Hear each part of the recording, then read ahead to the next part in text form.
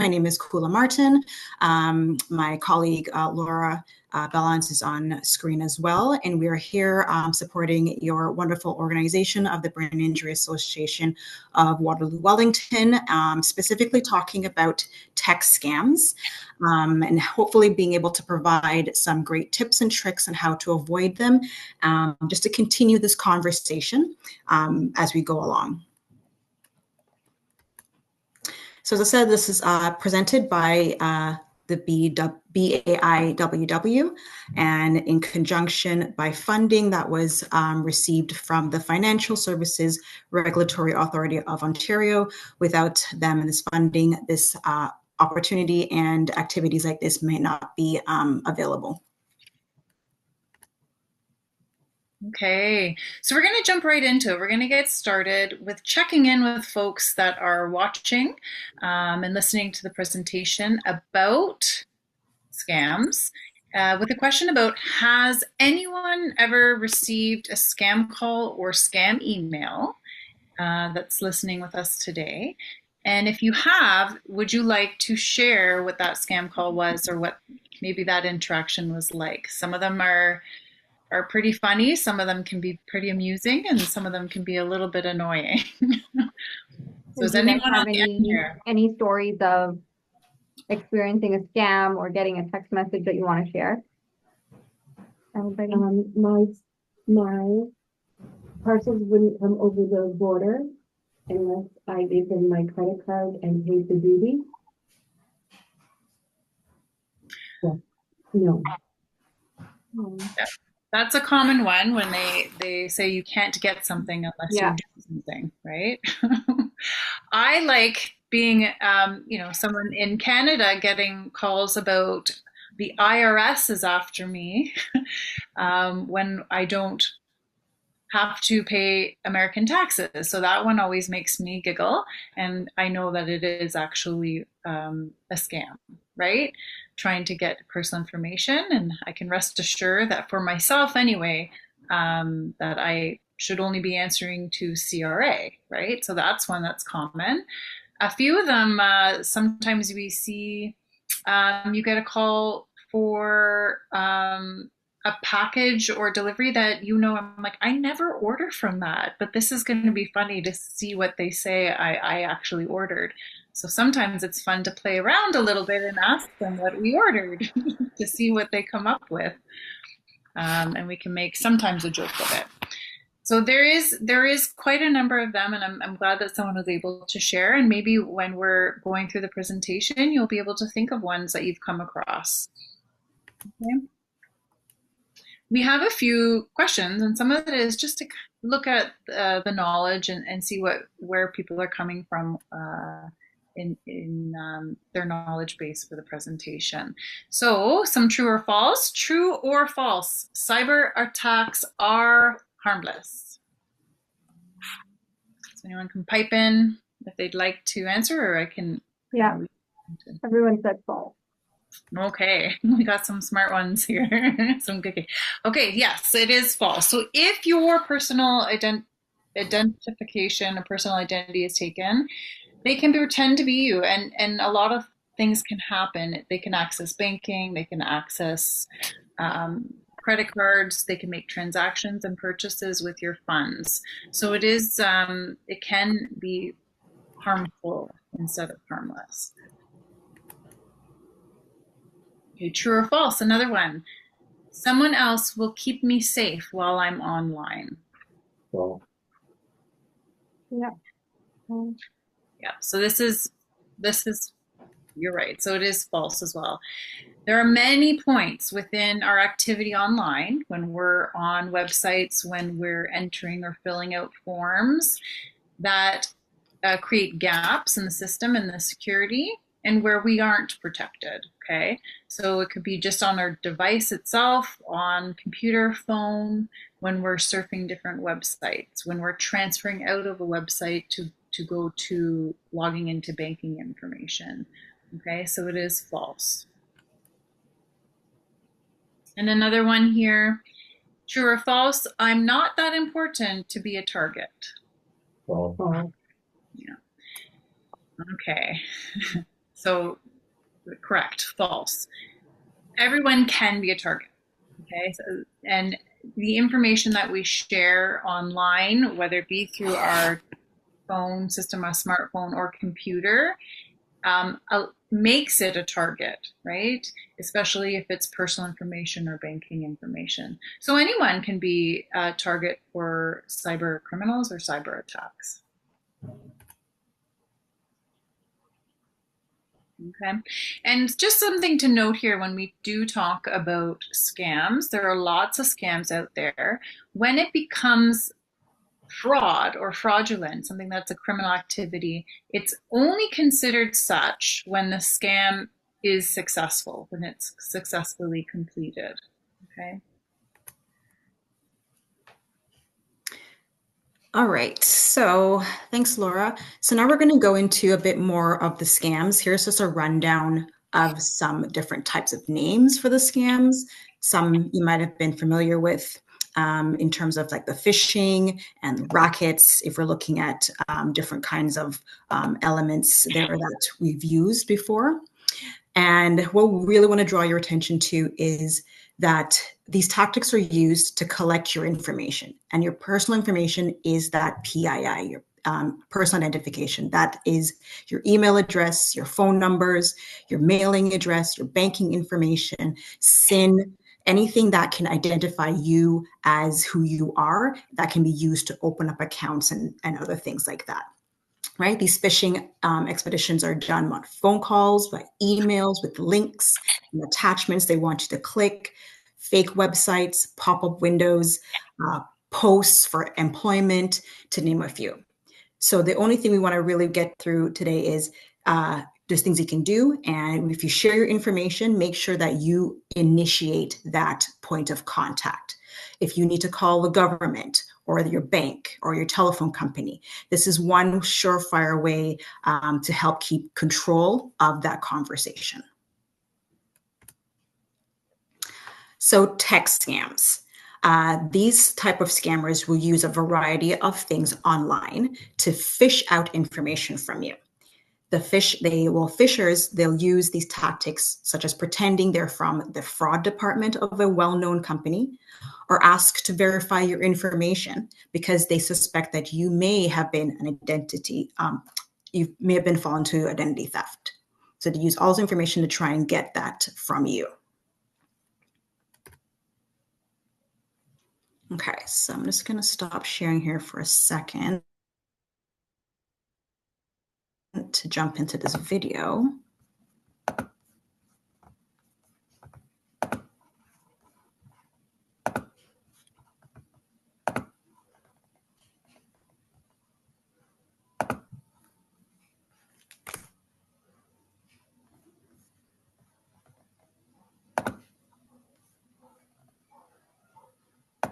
Setting this up, Jeff.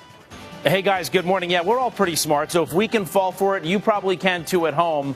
You know what we're talking about. When you're online, you probably get pop-up ads all the time trying to sell you something or click here to win. But now there is an official looking warning popping up saying your computer has a virus. It's been blocked. Call this number to fix it. Would you believe it? This morning had to shut it down before you lose everything. And if you think I'd never click on that, we're revealing the Today Show host that just fell for it. You're surfing the web, and out of nowhere, important security message. This scary warning pops up saying your system has been infected, it's been hijacked, and your private and financial data is at risk. And the only way to fix it? Call the number on the screen. It looks legit, like it came from your own computer, but it's actually a fake. It's really a pop-up ad.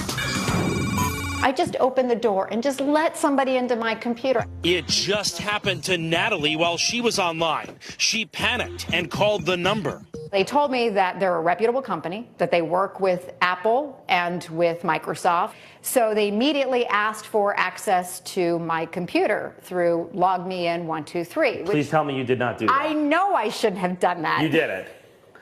You let him in? Yes, No. I did it, Jeff. I know. Once inside, they scanned her hard drive, telling her she has a virus. But good news, for $400, they'll fix it. It was sort of like the light bulb went off because I knew at that point what they were offering wasn't true. Security experts say these pop-up ads are misleading and dangerous. It looks like a warning, but it's not real. It's just a picture telling you that there's something wrong with your computer. But there's not actually something wrong with your computer. All right, we're going to try this for ourselves. We're going to call one of the companies that sends those pop-up warnings. Went to the store, bought a brand new MacBook Air laptop, and you can see it's right out of the box. We brought our computer expert in, Jim Stickley, here. If they tell us over the phone there's a virus on this, what does that mean? It means they're trying to rip us off. Or even worse, they might be trying to put their own malware on. All right, so I'm going to get my phone, and we're going to call them up. I saw a pop-up that said to call this number about a computer virus. Can you help me? Okay. Yeah, I can help you. The technician immediately asked to tap into my computer, and once he's in, we watch him poke around my laptop in real time. That's him doing all that, and within seconds, he has bad news. Yeah, it's a virus, and maybe someone else is trying to access your computer. That's right. He says not only is there a virus on my computer, somebody is trying to hack in. I'm going to clean up this machine and make this computer a brand new computer. The day you bought this computer. But remember, this computer is brand new. Then comes the sales pitch. What does this cost me to get fixed? If you go for a 1-year contract, it will cost you $199.9. Time for the big reveal. My name is Jeff Rawson. I'm the national investigative correspondent for NBC News. And this is a brand new computer, just out of the box. Okay, I completely agree with your point. Completely agreed. Okay, I'm not denying with it. Show me the virus. Where's the virus? I'll show you the virus. You were trying to sell us a package that our computer expert says we did not need. It's a brand new computer. I'm not, sir. I'm not trying to sell any package. I'm providing you technical assistance. Just give me a minute. Let me show you. After several minutes, he still can't show us any virus. And then watch this. He starts surfing the web. You're typing yahoo.com into Google. Can you let go of the remote connection? Thank you very much for your time. It doesn't matter whether you're smart or dumb or you're old or young. It just is one of those things where when you're caught off guard, you'll fall for it. An urgent warning to protect you from becoming a victim. I've learned a good lesson. Next time my gut says, what would Jeff Rawson do? Run.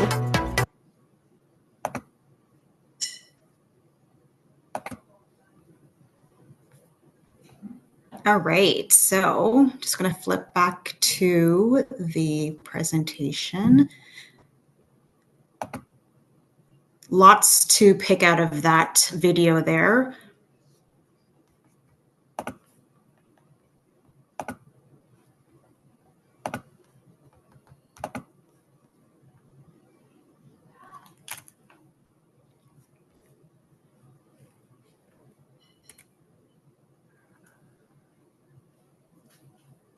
All right, as you saw in that video, the scammers pretended to be from a expert from a famous company, and that something was wrong with the laptop. They asked to let them take control of the laptop and pretended to try and check on the problems. After that, they tried to make them pay to fix it, but it wasn't really broken. As you can see, it was a brand new device. This is the most severe instance of fraud because they are asking you to give up complete control of your device and personal information. While you watch them do it, you can see them moving the cursor on the screen and typing in things as the guy was trying to get to the Yahoo website. Usually they require you to be near your personal computer for this to be an effective scam.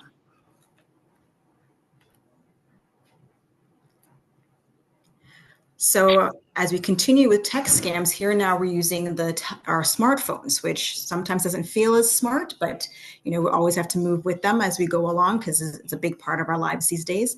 So scammers will also look to take control of your smartphone. They do this in several ways. You might receive a text message telling you that you have a package or delivery that's pending and need to confirm your identity or pay a fee to claim its ownership.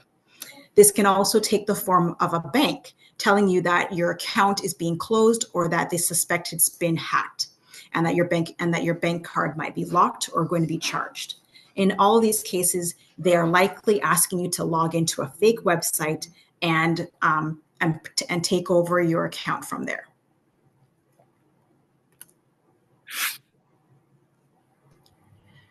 So here are some examples of some text scams that have come through that we've talked about.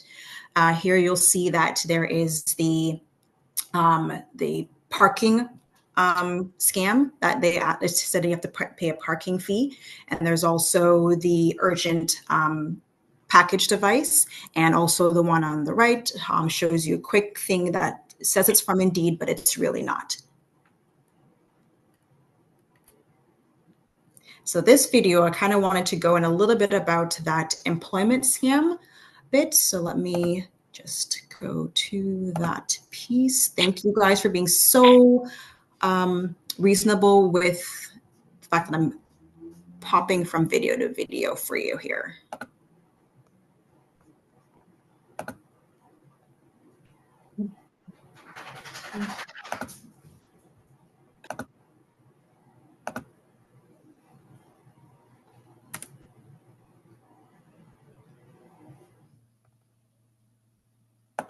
Looking for a job, you may see postings on social media advertising positions that are available. While legitimate companies do use online platforms to post jobs, scammers are also online trying to steal your money. Cool, we can't hear this one very well.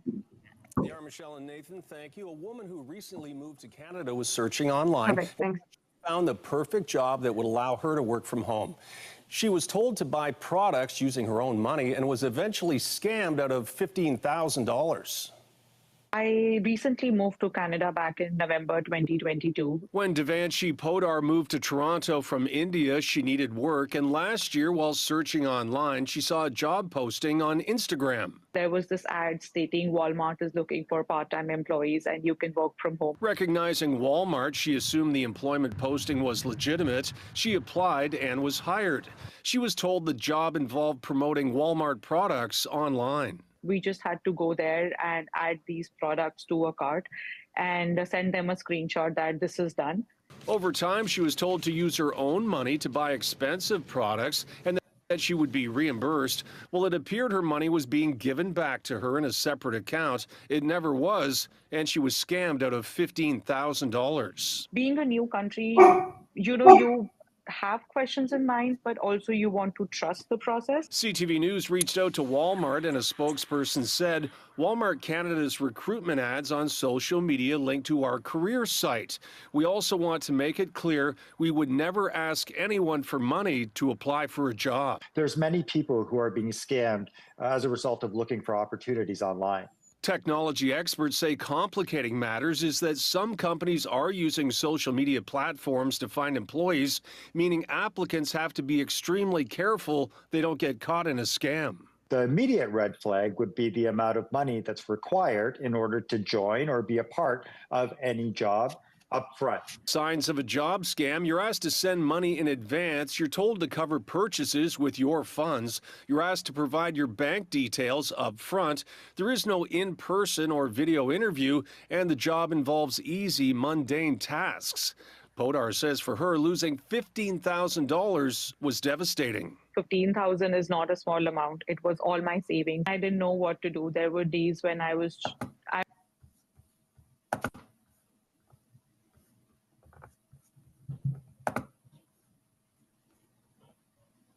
All right, as we can see, that would have been a very challenging situation for just about anyone losing that much money, especially when you thought that you were going to get reimbursed for it. And something like that is definitely what we term a successful scam. It's no fraud because they were able to pull $15,000 from her. Hopefully, we hope that we don't land into these situations, but that can be the case when you're thinking that you are just trying to find a job or just trying to get something paid for that you forgot that you had.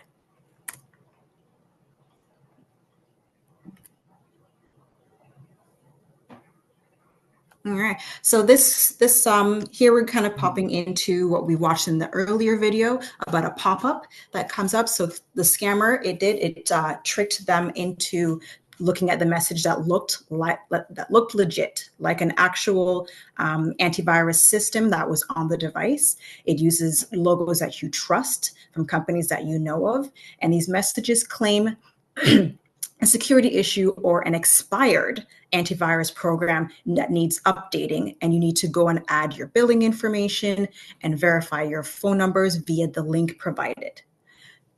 So oftentimes that is not the case, and you need to go into, if you have an antivirus program already running, log back into that specific account on your laptop and go through there and make sure that you've updated your information there, instead of clicking on the link that pops up on your computer.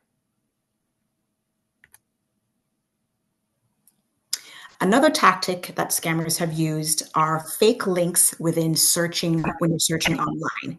Like if you're looking for a recipe, like I do a lot, or for where a restaurant is that you can go and get some great food, it asks you, you type in something and you said, this is what I'm looking for, and the link seemingly looks okay, but as you can notice from here that there are some little nuances, little bits of information that are just not correct on the screen.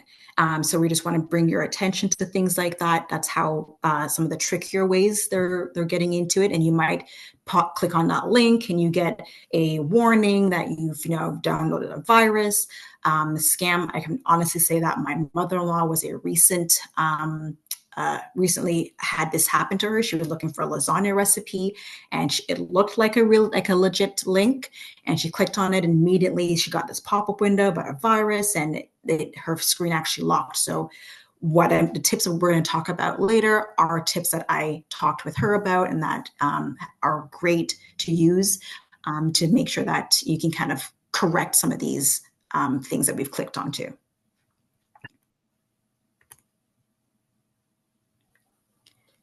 So now we're going to go into some tips and tricks, because there's always going to might be a situation where you do fall for it, and you might be able to back up and kind of get out of it a little bit.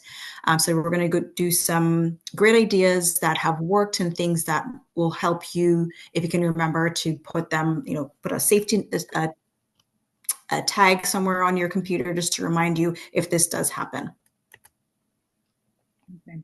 So the first one is what do we do to manage unsolicited calls, texts, or emails? Okay. So what happens if you have unsolicited contact? Someone calls you without you initiating it, right? The question we always want to keep, or the thought that we always want to keep, is, did I initiate the contact? So if we look at it and they're asking you, if they connect with you, contact you, email you, call you, and they're asking you about your account information, your financial banking information, whether it's a phone company asking you for unpaid fees, things like that, it's best to assume that that's a scam, okay? And how do you know? Because you didn't initiate it, okay? It's asking you for personal information, personal identifying information that you didn't engage it. So what do? You hang up, okay? If it's a phone call, you hang up. If it's an email, don't connect with it or open it or click on the link that diverts you to another website, okay? And don't share any personal information, okay? What you can do when you get that is to actually look to initiate yourself. If you hang up or end the call, or if you close out the site or delete the email, you can always check in. Say it's a telephone communication provider. So if you're concerned about your fees, go check your own statement, go check your own bill, call them, show up at the financial institution, right? And say, hey, I'm wondering about this, can you confirm? And then that way you're initiating a source and the contact. You're not following through on potentially a fake site or a scam. Right? Yeah. So as we said, so here now we have a pop-up on your computer, and it gives a number. Like we said, don't call that number. If you already have an antivirus program on your devices, go back to your original account, and you can do those double checking for your payments, or if it's expired, and rectify things from there. We say, install, or if you haven't gotten an antivirus program, go purchase something if you can from a reputable company. A lot of them are online. If you feel more comfortable, go to a computer store, talk to the tech person there about the best program for you, and take it home and load it onto your computer, or bring your laptop in and they'll do it for you. And just in case, always make sure that your system is updated. There's always those Microsoft updates and Windows updates. They're great. It can be a little annoying. If you're like me, I updated my computer recently and lost all my sound. Don't know how that happened, but it's good to have your system backed up as well to an external device. I have one that I purchased online, or I also use the online drives from Google and Microsoft as well to help make sure if something was to happen that I have my information stored somewhere else. One that happens a lot, and it happens a few different ways, is when a bank card, a debit card, becomes compromised. This one can be difficult, but the best way to handle this, if you think there's fraudulent activity on your card, is to call in to the financial institution yourself through different means, or show up at the bank. So usually on the back of any banking card, credit card, there is a number that's given, and that's the one that you want to call. So if you get an email or a phone message that says call this number, I would be hesitant. I would always go back to the initial source so that you are initiating it, right? Sometimes those numbers don't match. Sometimes those email addresses don't match. And you want to make sure that you're actually connecting with the correct body or institution or person. Okay, so use the number on the back of the card. If your card has been taken or lost, you can always show up at the financial institution itself. Okay, someone will help to walk you through if you indicate that you think your card or your bank account has been compromised. Yeah, and this is what I love this phrase: pause before you click. Be aware and take control of how much of your information you are putting online. We do, as a society now, we do a lot of online purchases and a lot of online activity, but it's important to remain safe as you can while we're doing these purchases online. Make sure you are on a trusted website. A trusted website usually has the S within those two sideways slashes to indicate that it is a secure website for you to be using. Those websites have ensured on their end that they are at least being able to protect and encrypt your information and your activity while you're on that website. It's one step that can help to protect you, but we can't be too relaxed in that sense, but it is definitely one way to ensure that you're going to a site that is secure. If you have to use public Wi-Fi, which we all do, it's accessible everywhere you go, a Walmart, a Tim Hortons, a McDonald's. They will often say they're not going to do that extra bit for you to make sure that hackers can't grab your information while you're using their Wi-Fi. It's great to have it. Just try to limit, or don't use those public Wi-Fis to check your banking accounts, to make purchases or payments online, to secure sites. It's just a little pocket door that can be left open for scammers to get into your information. If you have to use them, and you are able to get something that's called a VPN, a virtual personal network. This is a little blanket that goes over the Wi-Fi that you use to protect your browsing information while you're using these networks. At the end of our presentation, there is a little how to get to a VPN. Some of us are familiar, some of us aren't, but there are a variety of ways to do that so that we can stay a little bit safer on public Wi-Fis. And the end trick for any of these things when you're on a public Wi-Fi is make sure you sign out of any program you've logged into while you're on these open networks. All right, so we know we've kind of run through some things about that seem scary, and yeah, you know, it doesn't feel like we should do anything online, but we kind of have to. A lot of websites have gone that way. A lot of companies and organizations have kind of forced us, or we've been forced since COVID, really to use a lot of online information and accessing. But you can do a few things to take back control. It's not all is not lost in this sense. So one of the things you can do, and you know, this actually happened to me the other day. I was on my smartphone, on my phone, browsing a website for a favorite artist that I'm a fan of, and I wanted to purchase some of the merchandise. And I ended up clicking on a link that was fraudulent, right? In my desire to be the best fan possible. And I compromised my phone. So what did I have to do? I had to immediately disconnect. Okay. So when you're talking about your community, like the internet, computer, disconnect, power off, turn off the Wi-Fi. So that little symbol that's on the screen there, the dot, and it usually sits at the top of your computer screen. You can click on it and it'll say turn on or off, turn it off, power down, shut down.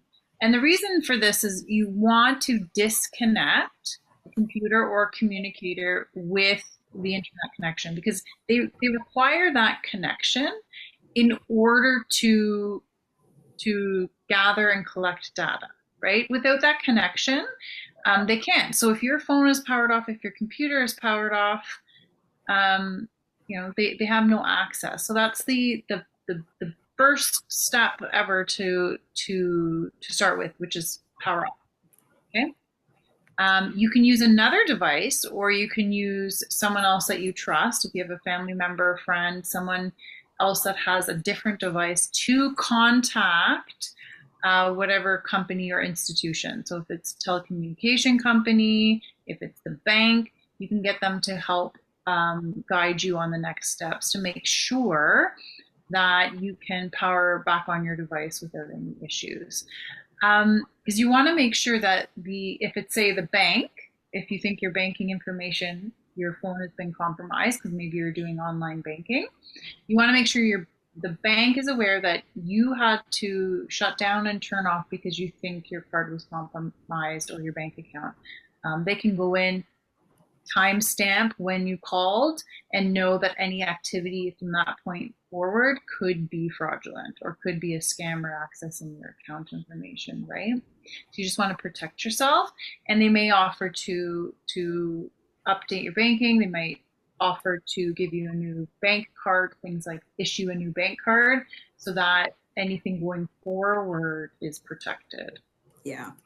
Yeah, I can actually relate to this a little bit, where I was actually doing a legit transaction on a secure website, but what happened is there was a payment that needed to come out and I wasn't aware of it, and it was going to come from an overseas store, which I've never bought from before. And they charged my credit card. It was only $2, but it was still a charge where my bank went, hold up, we don't know since when you use shopping over in Mumbai, or no, I think it was in the UK.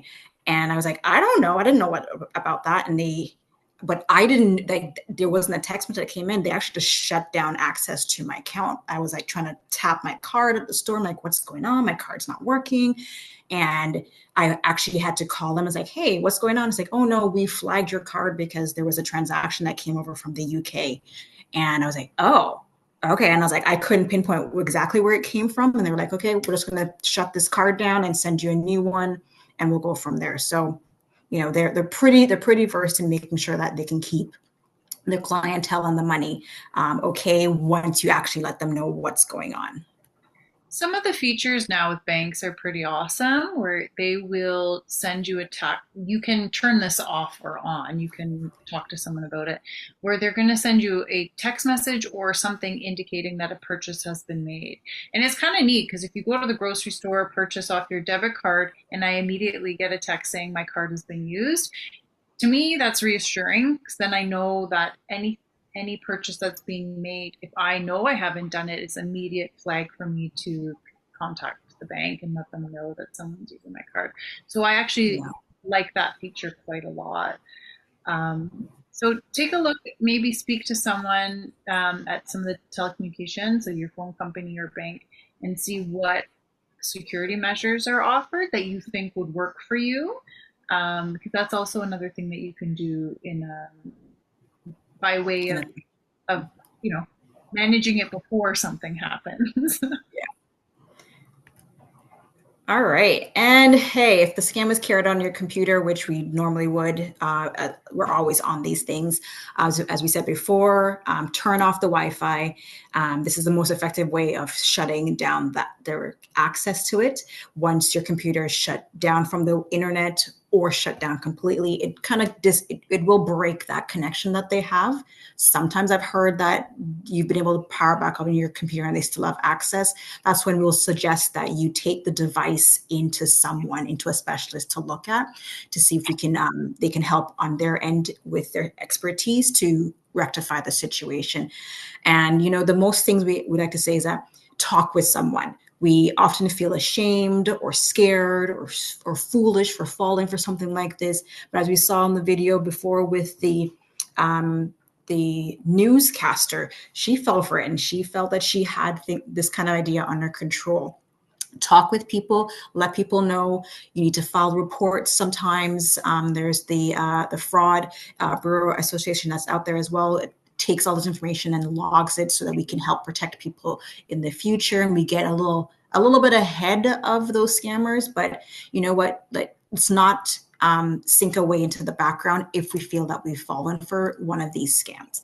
There's always someone there will help you figure it out. So let us help you and trust in everybody. All right, as I said, here's a brief how to set up a virtual private network. You'll have access to this through your further presentations with Emily and Greg, if you need this kind of at your fingertips.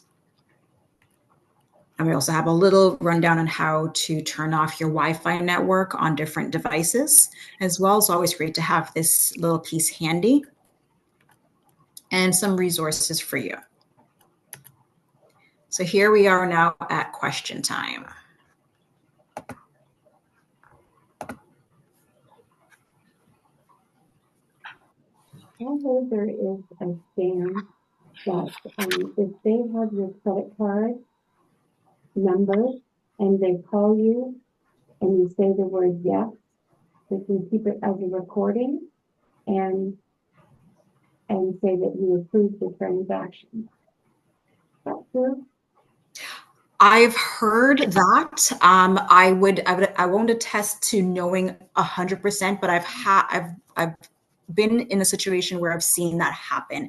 And there's a couple of great YouTubers who are trying to knock down a lot of these scammers out there, and they've been caught with that as well. So it is possible. AI and voice recordings are a huge component out there. But as I said, we can't hide away from being online. So my tip to you, if you're ever going to have that happen, is to find new ways on answering those questions. If they say, "Is this true?" and the answer is supposed to be yes, say, "Huh? Oi." Right. Find a neat way to kind of answer that question without really saying the yes to make those approvals. But as we said, again, the thing we want to keep in the back of our mind is if we did not initiate it, it most likely isn't correct, right? So banks they have other ways of trying to get a hold of you if something's not correct or right. If you're behind on something, late on something, if there's a fraudulent fee, they have a system that's set up through your bank account so you can, just hang up, you can call back on the number on your card. So that has been happening, and especially now that we're heading an era, just like Kula said about AI, artificial intelligence being used, we might see more scams that are set up that way. But the countermeasure is that the banks are using different means, or financial institutions are using different means to confirm or verify. And of course, if you think something's been compromised, contact your bank and get, it's a pain in the butt, not fun, but you might need a new card with a good card number. So it makes that particular ability for the folk to access null and void, right? Yeah. Changing PIN numbers too, changing passwords, making sure that you change passwords on a regular basis is also helpful. It kind of knocks out that some of the online information. Yeah, good question. Thank you. Mm-hmm. Karen, you said the bank updates you every time you make a purchase on your credit card. Laura, I think that one is for you. I missed the first part. Does the bank update you every time you make a financial transaction on your credit card? Yeah, there's a feature with the bank on for the phone that's connected to my phone. So I have the bank, my particular bank's, the banking app, it's on my phone. And when it's set. And there's also a feature that flags and sends me a little message that says, this is like unordered banking places that I typically don't bank out. Like if there's a grocery store I always go to, I'll get a little pop-up that goes, pop, you've purchased this. If it's a store or place that I don't frequent, they will log it and say, this is unfamiliar. If it is a transaction that you didn't commit to or I didn't make, contact us. So it is a feature, and I've set those alerts, and I've allowed for those alerts to happen every time. Someone else might get annoyed by that if they use the card a lot and turn it off, and that's fine. It's your personal choice or preference. Yeah. But I have it. I have it set. Too, and because I have my bank cards on my phone as in my virtual wallet. So I definitely want to have that, because what if you leave your phone somewhere, which I have done. But as soon as I make a charge, I get that text message saying, hey, a transaction for X amount was just made with your whatever card ending in so and so on this date. And I know, because I have my card and made the purchase, that was me. But if something was to come up with that same information, I go, wait, I didn't use my card, it would be that immediate indicator, hold up, I might need to. And the cards have these great options too, going into the app themselves and saying, I can't find my card, can you lock this card down for me? Right there as a toggle. Or calling the company saying, I just lost my card, can you please shut it down? And they will do that immediately. I'm sharing, maybe I'm oversharing. I am not allowed to have tap on my card anymore, because I've left my bank card at so many different places that my family and the bank has said, I don't think you should have tap on your card anymore, Laura. I think we're going to leave it that you have to put in your PIN number. So for some folks, if you think, you tend to leave things places or misplaced, it might be an option to remove the tap option. It's really inconvenient when you go to buy a coffee and you have to type in your PIN every time, but it saved me because I have literally left my card 3 times in places and had to go back and retrieve it. So, little things that you can do.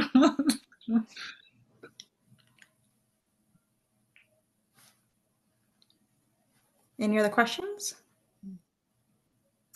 Does anyone have concerns about when you're using your computer? We do a lot of things on video these days, right? A lot of Zoom, a lot of things like that. Is anyone concerned about their camera on their computer or other? There's other little things you can do. I always had a little sticker that I put on my camera, and I would take it off when I would be doing Zoom. Those are other little things you can do if you're worried about. Yeah. Low tech systems. And then they have the high tech where there's little things you slip on, the pieces of plastic that keep the little window open and closed if you want. Mm-hmm. You know, there's lots to choose from, but you know, some little things you can do. Yeah. And if you are worried for your particular device, you can always go into the place where you purchased it or some of the large tech companies. Folks they're happy to chat with you about options. They're happy to talk to you about little things you can do as well if you're ever confused. Yeah. And you guys at BIAWW have great on the ground support as well from Emily and Greg and Lex. Like, you just need to ask. Sometimes we feel like it's a silly question, but oftentimes it's not. And you just need a little bit of a little reassurance that, you did the right thing, or you might just a little guidance in another step that you could take. And you have those guys on the ground. And to help you kind of get prepared, I knew I was in a panic the other day with my phone. I thought about, it might be best to just practice how to power off certain devices ahead of time, right? So practice where you go to turn on and off your Wi-Fi, practice where to go to power off and power on your smartphone. That one took me a bit because I'm used to just turning my phone off. But fully powering off, I had a little bit of a panic. Change devices. Yeah, in the moment panic. And so I had to go, okay, Laura, take a moment, step back. So practice these things because when the time comes, it's second nature to you. And with your cards, especially if you're someone like me that forgets them places, I keep a copy of the phone number on the back somewhere else so that I can go to it and call the number. Because if you lose your card and the number's on your card, it's not helpful. So I've learned to write it down and pop it in my sock drawer, something like that. My banking app lets me turn my card off. Yeah, you can lock your card from the app. Yeah. So practice, going around the banking apps on your phone and taking a look at those types of services or things that you can do ahead of time, because then it's helpful in a situation where you have to do it fast, right? So get familiar. So the things we know, if you didn't initiate the contact, end the call or close the email. Practice beforehand, hang up, things like that, right? Those are all the little tips right ahead of time to help you pause before you click. Those are the ones that we always want to look at things and be aware of. Yeah, keep having our normal foreground when we're on the internet using our devices. Yeah. And when in doubt, just close it. Shut it down. Close it down. Close that computer. And it's kind of cathartic doing that whole. Yeah. We don't have the phones on the wall anymore. Slam it down. Yeah. Hang it up. Listen to landline.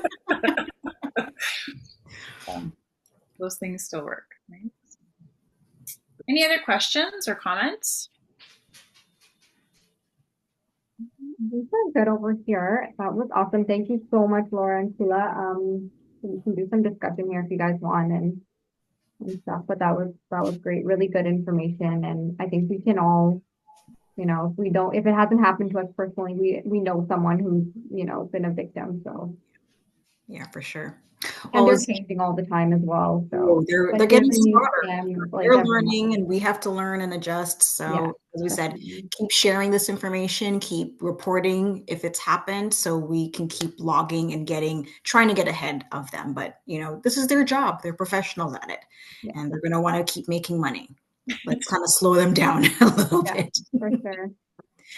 Well, it was great speaking with you guys. Thanks for taking the time to hear us out. We love doing this and being able to share some information. It's always better in person, but thanks for having us on the wall for the last 45 minutes. And if you need anything, talk with your folks there, Emily and Greg and Lex and the rest of the team at BioA, and we'll hopefully be able to do this again. Thank you. All right, guys. Thank you. Great night. Take care.